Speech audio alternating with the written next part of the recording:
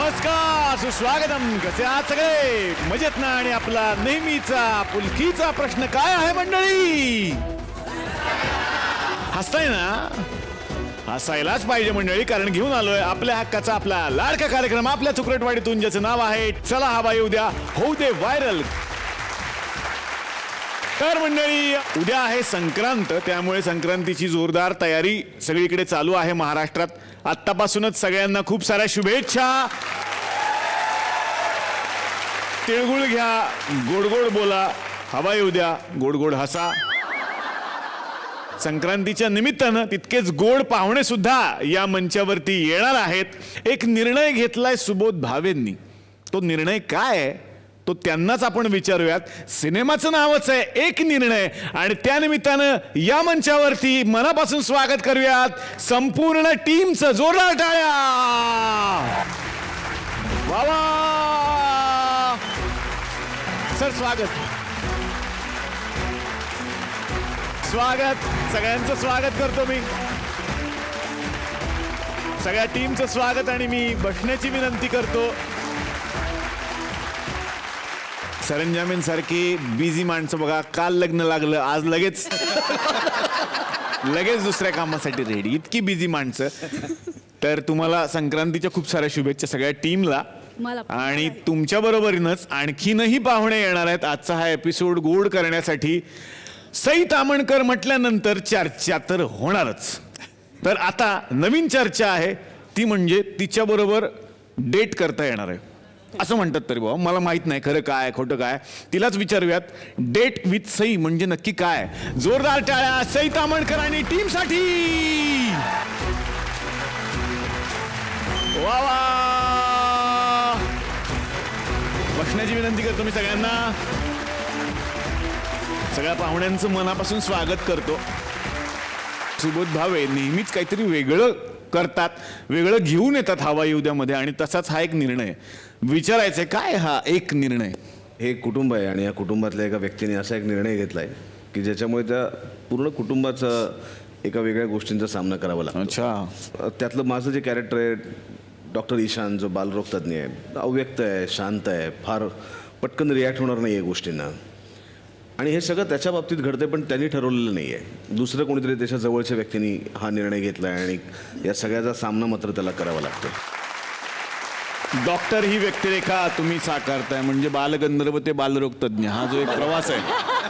आणि साधारणपणे माझी बुद्धी बघून मला लहान मुलांना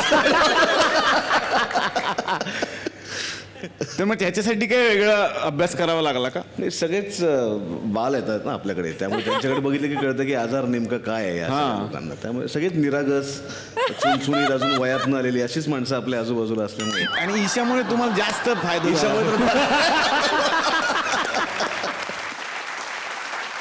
आता येणार आहे कुंजिकाकडे नवा चेहरा. पहिला सिनेमा? हो. वा, कसं वाटतं? पहिला सिनेमा आहे आणि सुबोध सर आणि ही टीम. पहिल्यांदाच कॅमेरा फेस केला आहे आणि छान वाटलं जेव्हा कळलं की एवढ्या सगळ्या दिग्गज मंडळींना आपण त्यांच्यामध्ये एक भाग आपल्याला होता येणार आहे. शिवाय कॅरेक्टरही खूप छान होतं, त्यामुळे मजा आली करताना. फार सिरियस असं ती आधीपासून नाही आहे, पण एक डिस्टर्ब फॅमिलीमध्ये असल्यामुळे तेच एक इमोशन कॅरी केलेलं आहे तिने. पण तरी त्याच्यामधनं ती कशी वाट काढत आहे हे सगळं सिनेमामध्ये दाखवलं आहे. आणखीनही या सिनेमाविषयी आपण गप्पा मारूयात, पण आता येणार आहे सईकडे. कारण मी म्हटलंच की सई म्हणजे काहीतरी धमाका असतो, काहीतरी चर्चा असते. तर नवीन चर्चा आहे डेट विथ सई. तर काय डेट विथ सई? सगळ्यात आधी आज या मंचाने मला खूप नॉस्टॅल्जिक केलंय, कारण सनई चौघडेमध्ये मी सुबोध बरोबर काम केलं, अनुबंधामध्ये मी सीमा ताई बरोबर काम केलं. सो नॉस्टॅल्जिक केल्याबद्दल थँक्यू. हुबैबूमध्ये निलेश साबळे बरोबर काम केलं इथं. आपलं तर केवढा मोठा प्रवास आहे डॉक्टर. डेट विथ सई ही एक वेब सिरीज आहे, थ्रिलर जॉनर आहे ज्याचा, आणि एक ऑब्सेसिव्ह फिल्ममेकर आहे ज्याला सई ताम्हणकरला घेऊनच फिल्म बनवायची आहे.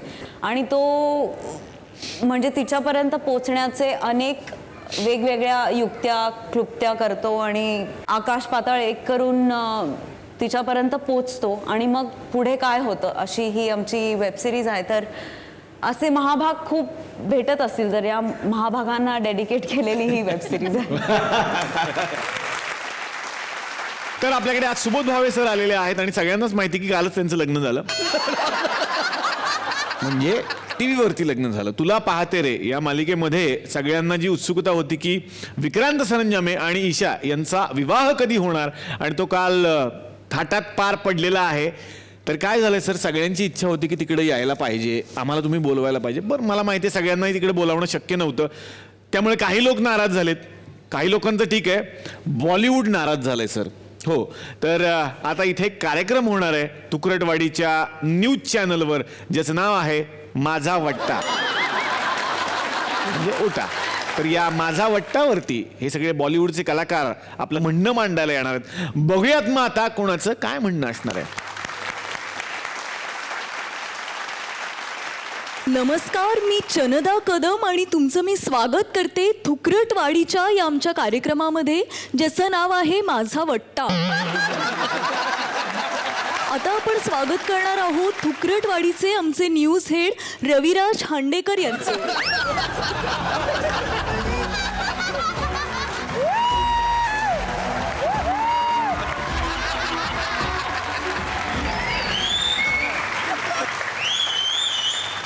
म्हणजे साधारण आज जो कार्यक्रम आपण इकडे करणार आहे त्याची कल्पना सगळ्यांना आहेच. म्हणजे तर एक वेगळा कार्यक्रम, एक म्हटलं महाराष्ट्राला आपण काहीतरी वेगळं द्यायला पाहिजे म्हणून हा कार्यक्रम आम्ही सुरू केला आहे. आणि मी बरेच दिवस तेच पात्र करून कंटाळलो होतो, तर काहीतरी एक वेगळं शोधलं आज. तर या कार्यक्रमात स्वागत आहे, ज्या कार्यक्रमाचं नाव आहे ताम्हणकर पातळ पोहे प्रस्तुत माझा वट्टा, co powered by Bhave biopic fertilizer. छान, मस्त. सर ते 2-2 अँकर कशासाठी? तुम्हीच म्हणता ना सगळं. नाही, हे माझं पार्ट नाही आहे. हे अवघड असतं, ते चनदा करते आणि मग ते आम्ही दोघं मिळून असं करत असतो. तर कसं झालंय की कालच सरंजामे आणि ईशाचं लग्न झालं आणि त्याच्यावरून बराच वाद झाला आहे बाहेर.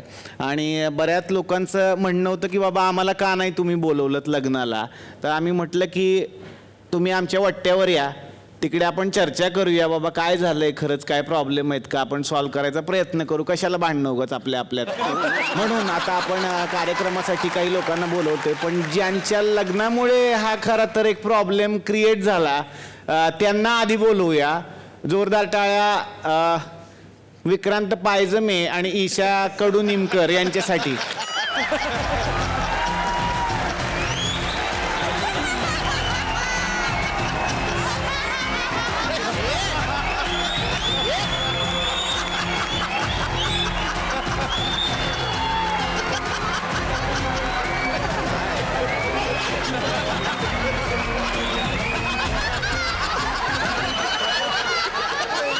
तुमचं अभिनंदन की तुमचं लग्न झालं, फार खर्च बिर्च झाला, तुमचंही अभिनंदन.